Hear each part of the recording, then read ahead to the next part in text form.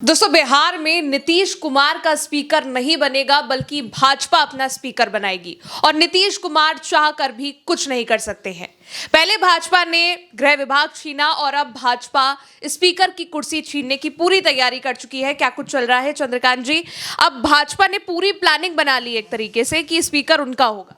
देखिए, स्पीकर की कुर्सी छोड़ पाना भारतीय जनता पार्टी के लिए नामुमकिन है।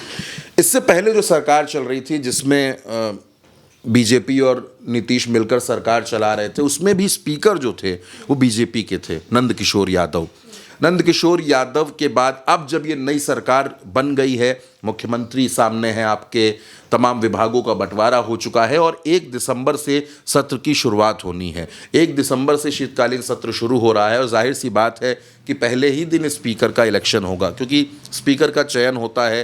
प्रोटेम स्पीकर तो जेडीयू के बना दिए गए हैं। प्रोटेम स्पीकर का काम होता है नए विधानसभा अध्यक्ष, नए स्पीकर को शपथ दिलाना, ये एक प्रक्रिया होती है। तो प्रोटेम स्पीकर जेडीयू के बन गए हैं।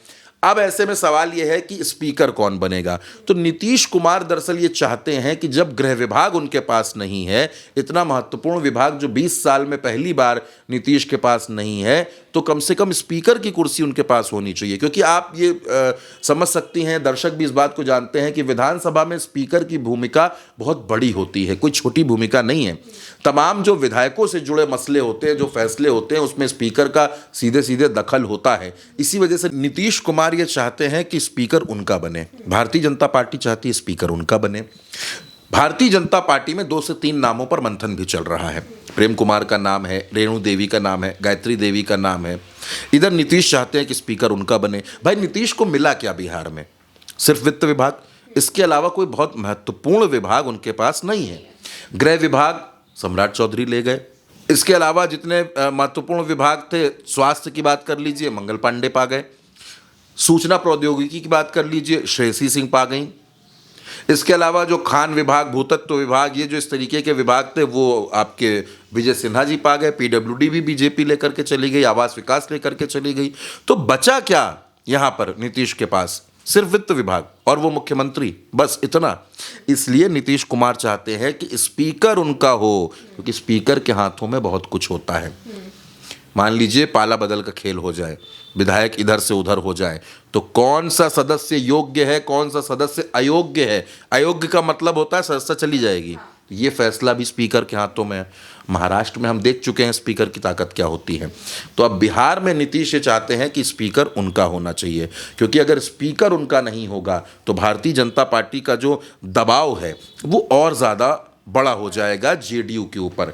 इस वजह से भी नीतीश कुमार ये चाहते हैं कि स्पीकर उनका हो। लेकिन जो हमारे सोर्सेज हमें बता रहे हैं, जो खबर पटना से छन के आ रही है, उसके मुताबिक बीजेपी ने बिल्कुल तय कर लिया है कि स्पीकर उन्हीं का होगा और वो अपना स्पीकर बनाएंगे, किसी भी कीमत पर बनाएंगे। अच्छा, अगर मान लीजिए वोटिंग के आधार पर भी होगा, हालांकि बीजेपी नहीं चाहेगी कि 2-2 स्पीकर के कैंडिडेट खड़े हो जाएं, सर्वसम्मति से एक फैसला होना चाहिए। तो अगर वोटिंग के आधार पर जाएंगे तो चिराग, कुशवाहा, मांझी, ये सब बीजेपी के साथ खड़े हो जाएंगे।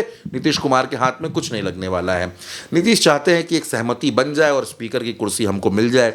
लोग यहाँ तक कह रहे हैं कि पहली कैबिनेट मीटिंग में नीतीश इस बात पर बड़े नाराज़ भी हो गए कि भाई, स्पीकर की कुर्सी तो कम से कम हमको मिलनी चाहिए। जब हमने गृह विभाग छोड़ दिया आप लोगों के लिए, जो विभाग हमने कभी नहीं छोड़ा, जो हमने तेजस्वी के लिए नहीं छोड़ा कभी, वो हमने आपके लिए छोड़ दिया, तो कम से कम अब स्पीकर हमको दे दिया जाए। लेकिन भारतीय जनता पार्टी मन बना चुकी है। भारतीय जनता पार्टी स्पीकर की कुर्सी नीतीश को नहीं देगी। स्पीकर की कुर्सी वो अपने पास ही रखेगी। अब नीतीश क्या करेंगे वो नीतीश जाने। बिल्कुल, देखिए, सीएम जरूर नीतीश कुमार है, लेकिन जो ताकत है वो भाजपा ने अपने हाथ में ले रखी है। गृह विभाग भाजपा ने ले लिया और भाजपा की अब पूरी कोशिश है कि जो विधानसभा का स्पीकर वो उनका बने। लेकिन नीतीश कुमार अब चाहकर भी कुछ नहीं कर पा रहे हैं और आगे क्या होगा ये भी अपडेट्स हम आपको देते रहेंगे। आप बने रहिए उल्टा चश्मा यूसी के साथ। शुक्रिया।